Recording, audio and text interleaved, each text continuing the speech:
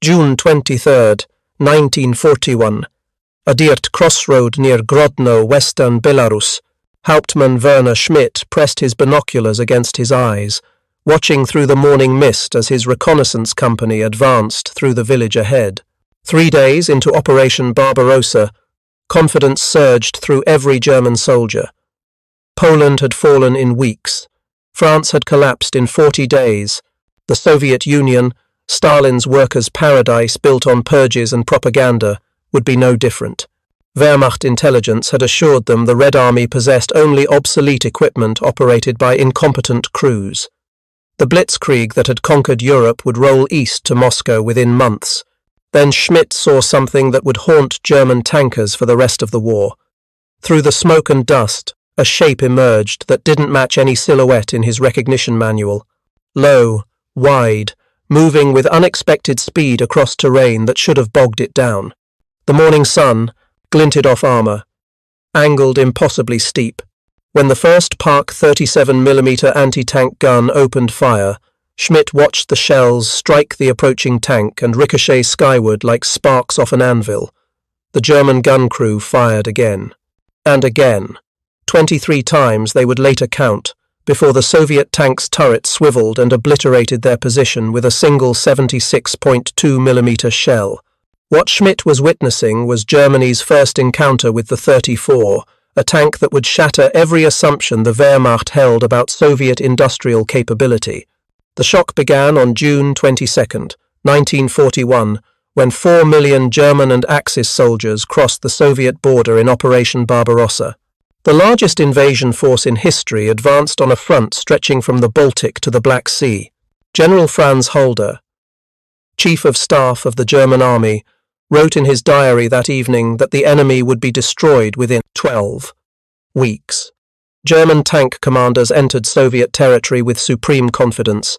Their Panzer force had perfected combined arms warfare through 2 years of victories.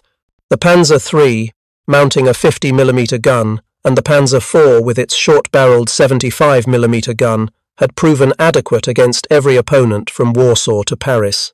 Wehrmacht intelligence reports assured them the Soviets fielded primarily obsolete 26 light tanks and BT-series cavalry tanks dating from the 1930s, thinly armoured and mounting 45mm guns that posed little threat. Standard German anti-tank weapons had handled every challenge thrown at them. On paper, German dominance seemed absolute. Then the second day shattered those comfortable assumptions. Units advancing through Lithuania reported encounters with unknown heavy tanks that ignored German anti-tank fire. In Ukraine, panzer crews witnessed Soviet tanks whose shells punched through German armour at ranges their own guns couldn't match. Lieutenant Hans Becker, commanding a platoon of Panzer IIIs in the 6th Panzer Division, later recorded the encounter that would be repeated hundreds of times across the Eastern Front. His company advanced through Lithuanian farmland near the Dubysa River on June 23rd. Standard reconnaissance doctrine. Forward observers spotted Soviet armour forming defensive positions ahead. Becker ordered his tanks into battle formation, expecting the quick victory that had become routine. Instead, his lead tank's 50mm gun struck the enemy tank's frontal armour and the round bounced off, leaving barely a scratch. Becker ordered his gunner to fire again. 4 more hits at 50 meters range. The Soviet tank didn't slow down. Then it returned fire. The 76.2mm shell penetrated Becker's Panzer III through the frontal armour as if it were cardboard, killing 3 crew members instantly. Becker escaped through the commander's hatch as his tank exploded behind him. In his after-action report, discovered decades later in German military archives, Becker wrote words that would become hauntingly familiar. "We have encountered a tank against which our weapons are ineffective. Its gun destroys us at ranges we cannot engage. We face an enemy we are not equipped to fight." The 34 had arrived, and the German army had nothing comparable. The origins of Germany's nightmare began 5 years earlier in Soviet design bureaus. In 1939, engineer Mikhail Koshkin developed a revolutionary medium tank concept. The 34 combined 3 features that would define modern tank design. First, armour plates angled at 60 degrees from vertical. This innovation meant a 45mm thick plate provided protection equivalent to 90mm of vertical armor. German tanks of 1941 still used vertical armor requiring greater thickness and weight for the same protection. Second, a powerful 76.2mm F-34 gun mounted in an innovative turret design. This weapon could penetrate 60mm of armor at 1,000 meters, outranging and outpunching any German tank gun of 1941. Third, wide tracks and Christie suspension provided exceptional cross-country mobility. The 34 could traverse terrain that bogged down German panzers. Soviet planners authorized production in 1940. By June 22, 1941, approximately 967 34s were deployed along the Soviet Western military districts, concentrated in 5 mechanized corps, specifically positioned to counter the expected German invasion. The Wehrmacht's intelligence failure would prove catastrophic. The Battle of Raseiniai, fought between June 23 and 27 in Lithuania, provided the Germans with their most shocking introduction to Soviet armor. The 6th Panzer Division, part of Army Group North, advanced rapidly across the Dubysa River. Then on June 24, a single Soviet KV-1 heavy tank appeared at a critical crossroads controlling German supply lines. What followed became legendary in German military history for all the wrong reasons. The lone KV-1 blocked the only serviceable road through swampy terrain. German forces discovered their anti-tank weapons were useless. 4 50mm Park 38 guns opened fire from 300 meters. Crews counted dozens of hits. Every shell bounced off. The KV-1 methodically destroyed all 4 guns, then turned its attention to supply trucks attempting to bypass the position. 12 vehicles burned before noon. An 88mm flak gun attempted to engage from 800 meters. The KV-1 destroyed it before it could fire. German forces tried everything. Combat engineers crawled forward under darkness, attempting to plant demolition charges on the tank's tracks. The KV-1's machine guns drove them back. For 24 hours, one Soviet tank with 6 crew members held an entire German Kampfgruppe at arm's length. General Erhard Raus, commanding the 6th Panzer Division's Kampfgruppe, watched in frustration as his advance ground to a complete halt. Supply columns stacked up for kilometers behind the blocked road. Infantry units that should have been advancing toward Kaunas sat motionless. Finally, on the morning of June 25th, German forces coordinated a complex attack. An 88mm flak gun positioned in woods behind the Soviet tank opened fire while Panzer 35 tanks engaged from the front as distraction. 2 rounds penetrated the KV-1's rear armor. Even then, the tank continued fighting. Combat engineers dropped grenades through the holes made by the shells. Only then did the KV-1 fall silent. When German troops finally entered the tank, they found 6 dead Soviet tankers. The bravery so impressed German forces that they buried them with military honors. October 6, 1941, near Mtsensk, south of Moscow. General Heinz Guderian's 2nd Panzer Group, the vanguard of Army Group Center's drive toward the Soviet capital, encountered 34s in significant numbers for the first time. Guderian's panzer divisions had swept through France, the Balkans, and deep into the Soviet Union. His forces represented Germany's most experienced armored units, equipped with the Wehrmacht's best tanks. None of it mattered against the 34. 4th Panzer Division, advancing toward Mtsensk, rolled into a carefully prepared Soviet ambush. Elements of the 4th Tank Brigade, equipped with approximately 30 34s under command of Colonel Mikhail Katukov, had positioned themselves in prepared defensive positions. Soviet 34s opened fire at ranges exceeding 1,000 meters. German Panzer IIIs and IVs couldn't return effective fire at that distance. Their guns lacked both the range and penetration. Soviet shells tore through German armor with devastating efficiency. Guderian's tankers attempted to close range, using their tactical training to compensate for technical inferiority. The 34s simply repositioned, their mobility allowing them to maintain advantageous ranges. When German tanks managed to close to effective range, they discovered their shells bounced off except at point-blank distances. The ambush turned into a massacre. 4th Panzer Division suffered grievous casualties, losing dozens of tanks in hours. More critically, the psychological impact devastated German morale. Panzer crews who had considered themselves invincible suddenly faced an enemy they couldn't hurt. Guderian immediately demanded an investigation. His report to Army High Command on October 6th pulled no punches. This was the first occasion on which the vast superiority of the Russian 34 to our tanks became plainly apparent. The division suffered grievous casualties. He continued with devastating honesty. The new tank's armour, powerful gun, and excellent mobility make it better than all German tanks currently in service. Our standard anti-tank weapons are ineffective. We face a crisis that threatens our entire Eastern Front offensive. Guderian's report triggered alarm throughout the German military hierarchy.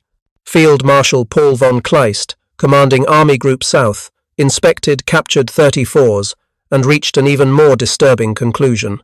He called the 34 the finest tank in the world, an assessment that would have seemed impossible just months earlier when German armour had rolled through France seemingly invincible. The technical specifications told the story in stark detail. The 34 Model 1941 represented a revolution in tank design. Armour protection started with 45 mm on the frontal hull, angled at 60 degrees, providing effective protection equivalent to 90 mm. The turret featured 45 mm angled at 30 degrees. German Panzer III tanks had 30 mm of vertical frontal armour. Panzer IVs had 50 mm, but vertical. Neither could withstand the 34's gun at combat ranges. The 76.2mm F-34 gun could penetrate 92 mm of armour at 500 meters when firing armour-piercing composite rigid rounds. German Panzer IIIs mounted 50mm guns that could barely penetrate 60 mm at similar ranges. Even the Panzer IV's short-barreled 75mm gun, designed for infantry support rather than tank combat, couldn't match the 34's penetration. The mobility advantage was equally impressive. The V2-34 diesel engine generated 500 horsepower, driving a tank that weighed approximately 26 tons in combat configuration. This gave a power-to-weight ratio of 19 horsepower per ton, exceptional for 1941. The Christie suspension and wide tracks provided ground pressure of only 0.62 kilograms per square centimetre. German tanks with their narrower tracks literally sank in terrain the 34 crossed effortlessly. Maximum road speed reached 53 kilometers per hour. The diesel engine itself represented Soviet industrial sophistication that shocked German engineers. The V2 family of engines provided several advantages over German gasoline engines. Diesel fuel was less volatile, reducing fire risk. Diesel engines generated more torque at lower RPMs, improving off-road performance. Most critically, diesel fuel had better cold weather performance, essential for Russian winters. November 20th, 1941. A special Panzer Commission arrived at Guderian's headquarters near Orel. The commission consisted of Germany's top tank designers, senior officers from the Army Ordnance Office, and industrialists from Daimler-Benz and MAN. Their mission was to examine captured 34s, interview frontline crews, and recommend immediate solutions. What they discovered horrified them. Guderian and his officers argued for direct copying. Reverse engineer every component and put it into production immediately. The Commission's engineers examined the captured 34s with grudging respect. After 3 days, they delivered their verdict. Direct copying was impossible. The chief engineer from Daimler-Benz explained the problems. The V2 diesel engine used aluminum alloys in ways German industry hadn't mastered. Germany lacked both the aluminum reserves and the specialized foundry equipment to mass-produce such engines. Converting factories would take at least 2 years. Soviet armor steel used alloys Germany couldn't match due to limited access to manganese and nickel deposits. Even if Germany could copy individual components, integrating them would require complete redesign of German production facilities, causing delays that would leave the Wehrmacht without new tanks for months. The Commission's final recommendation represented a compromise. Germany would design a new medium tank incorporating 34 lessons while using German engines and manufacturing methods. Two companies would submit competing designs. Daimler-Benz would develop the VK3002D, closely mimicking 34 layout. MAN would develop the VK3002M, incorporating innovations into a more traditionally German design. The timeline was optimistic. A new tank could be ready for production by mid-1942, with the first units reaching the front by early 1943. In the meantime, existing Panzer IIIs and IVs would receive upgraded armour and guns. Germany's response eventually produced the Panther tank, one of the finest armoured vehicles of World War II. But the Panther didn't reach frontline service until mid-1943, 2 years after German tankers first encountered the 34. 2 years during which Soviet factories produced 34s by the thousands, while German panzer crews fought with obsolescent equipment. The production numbers told the story of Germany's strategic defeat. From 1941 through 1945, Soviet factories built approximately 58,000 34 tanks during wartime production. Total 34 production from 1940 through 1958 exceeded 84,000 vehicles. Germany produced approximately 27,000 tanks total during the war, including all types from light tanks to Tigers. When assault guns and tank destroyers are included, German production reached around 50,000 armoured fighting vehicles. The Soviet Union produced more 34s alone than Germany produced armoured vehicles of all types. The 34 wasn't just better in design, it was produced in quantities Germany could never match. The immediate German responses revealed both resourcefulness and desperation. Unable to field comparable tanks quickly, German forces adapted tactics and weapons. The 88mm flak gun, originally designed for anti-aircraft work, became the primary weapon capable of destroying 34s at range. These guns could penetrate the tank's armour at ranges exceeding 1,000 meters. The problem was mobility. The 88mm flak gun weighed approximately 5 tons and required a substantial crew to operate.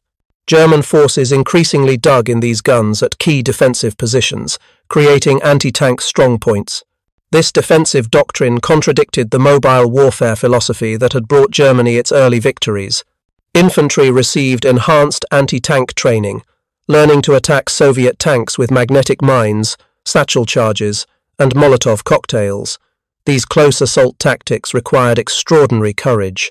Approaching a 34 on foot meant exposure to its machine guns and supporting infantry fire. German soldiers learned to target track wheels and drive sprockets, immobilizing 34s so heavier weapons could destroy them. Casualties were horrific. Most desperately, German forces began capturing and repairing 34s for their own use.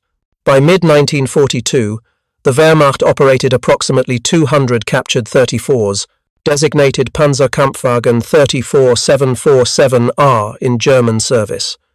These tanks received large German crosses and swastika markings to prevent friendly fire. German tankers who operated captured 34s universally praised their performance while lamenting the tragic irony. Oberst Ludwig Bauer, commanding a mixed battalion that included captured 34s, wrote in his after-action reports, "The Russian tank proves better than our own in nearly every respect. Its gun, armour and mobility exceed our Panzer IVs. The only advantage our tanks retain is slightly better optical equipment and radio communication. These advantages pale beside the overwhelming technical superiority. We fight with captured enemy equipment because our own industry has failed us." The psychological impact on German troops extended beyond tactical concerns. Nazi ideology had spent years proclaiming Slavic peoples subhuman, incapable of matching German technical achievement. The 34 demolished these racist assumptions with brutal efficiency. Soviet engineers, whom Nazi propaganda had dismissed as primitive, had designed a tank better than anything German engineering produced. Soviet industrial workers, whom propaganda claimed were starving under communism, were producing these tanks in quantities German industry couldn't match. Lieutenant Friedrich Müller, a Panzer IV commander captured after the Battle of Kursk in 1943, expressed the crisis during Allied interrogation. We were told the Russians were subhuman, incapable of technical sophistication. Then we met their tanks. The 34 proved those who told us such lies were either fools or criminals. How could we trust anything our leaders said after seeing Soviet technical achievement with our own eyes? July 1943, the Battle of Kursk. Germany's final attempt at strategic offensive in the east centered on destroying the Soviet salient around Kursk through pincer attacks from north and south. Wehrmacht planners assembled the largest concentration of armor in German military history. Over 2,700 tanks and assault guns, including the new Panther and Tiger tanks, specifically designed to counter the 34. Facing them were approximately 5,000 Soviet tanks, the majority 34s. What followed became the largest tank battle in history, and definitively proved the 34's dominance wasn't temporary. Despite deploying their newest and most powerful tanks, German forces failed to break through Soviet defenses. The Panthers, rushed into service before reliability problems were solved, broke down in droves. Of the approximately 200 Panthers deployed at Kursk, over half were lost to mechanical failures rather than enemy action. The Tigers proved effective, but too few in number and too slow to achieve breakthrough.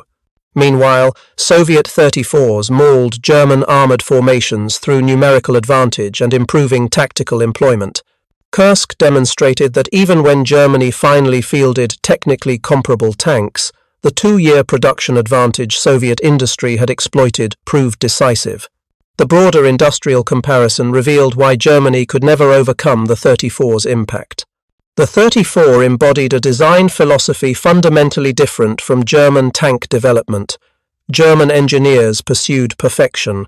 Each new tank model incorporated sophisticated engineering, advanced systems, tight tolerances. The tight tolerances, Tiger and Panther, represented pinnacles of tank design, complex machines requiring skilled workers and precision manufacturing. The 34 embraced simplicity. Soviet designers deliberately chose good enough over perfect. The transmission was crude but reliable. The armor welding was rough but effective. The interior was cramped and uncomfortable but functional. This philosophy enabled mass production. A 34 required approximately 3,000 man-hours to build in 1943.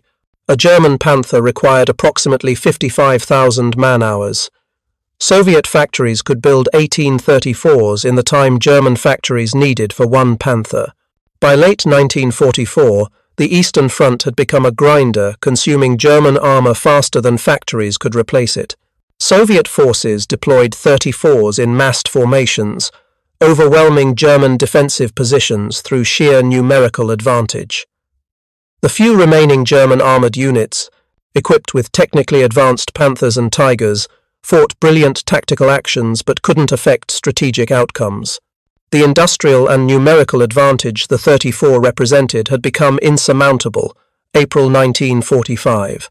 Soviet 34s rolled through the streets of Berlin, crushing the final remnants of Nazi Germany. The same armor that had shocked German tankers in 1941 now bore the scars of 4 years of continuous combat. The same 76.2mm guns that had destroyed Panzer IIIs at Mtsensk now fired into buildings where German soldiers made their final stands. The psychological journey was complete. Germany had entered the Soviet Union convinced of technical and racial dominance.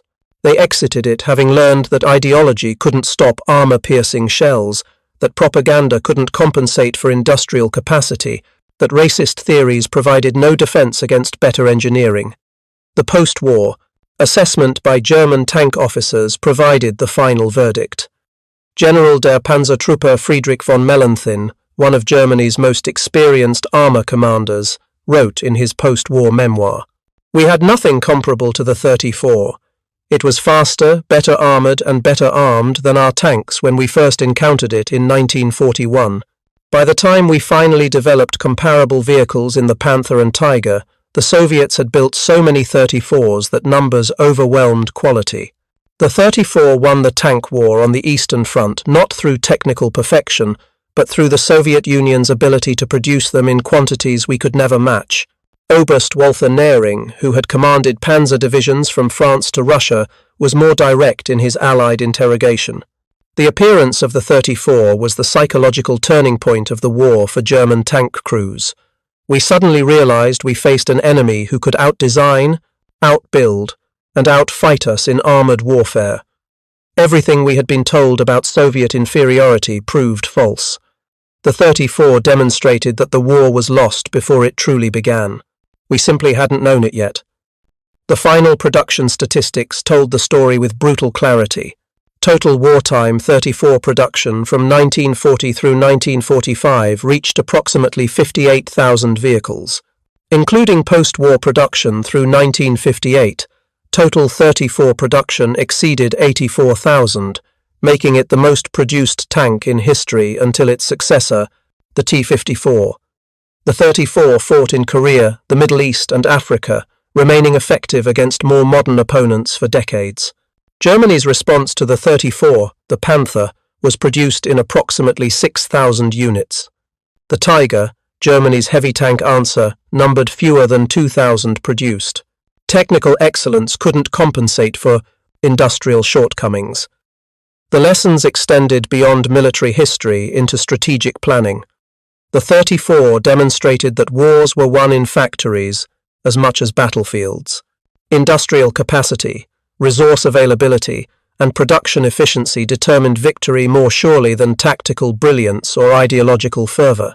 The 34's legacy shaped post-war tank development worldwide.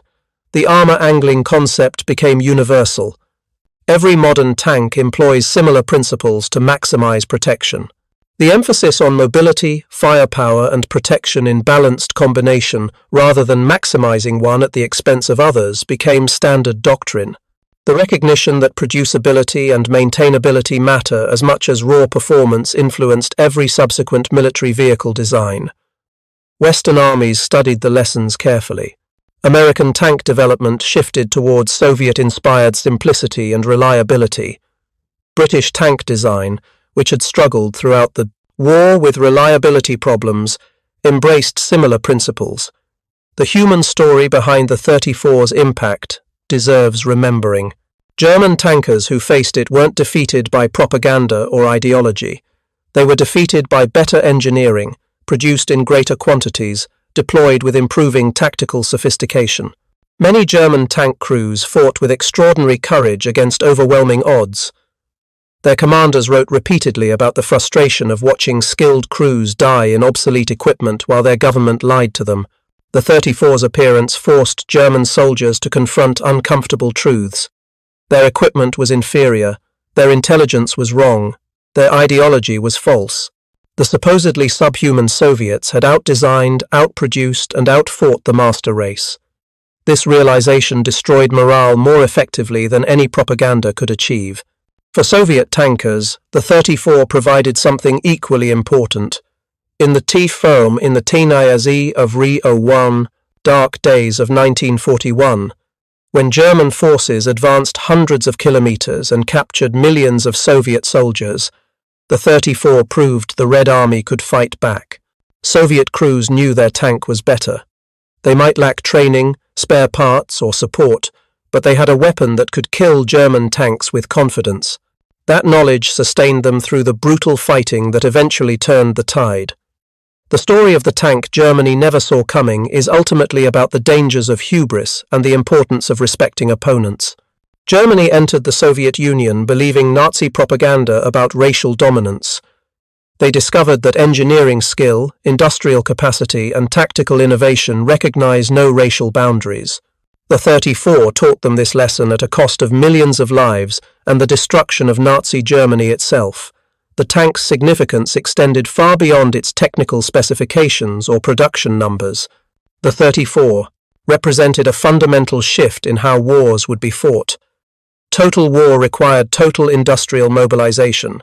Victory belonged to nations that could produce weapons in quantity while maintaining quality adequate for the job.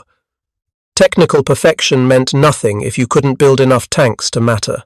This lesson, learned by Germany through bitter defeat, shaped military planning for the remainder of the 20th century. The 34 rolled through Berlin in April 1945, its mission complete. The tank that shocked German forces in June 1941 had helped destroy the regime that invaded its homeland. From the crossroads of Belarus to the streets of Berlin, the 34 had written its legacy in the destruction of Nazi Germany's ambitions. It had proven that wars are won not by the side with the best propaganda, but by the side with the best combination of design, production, and determination. The tank Germany never saw coming had become the Dyne TS-8, tank that rolled over everything in its path.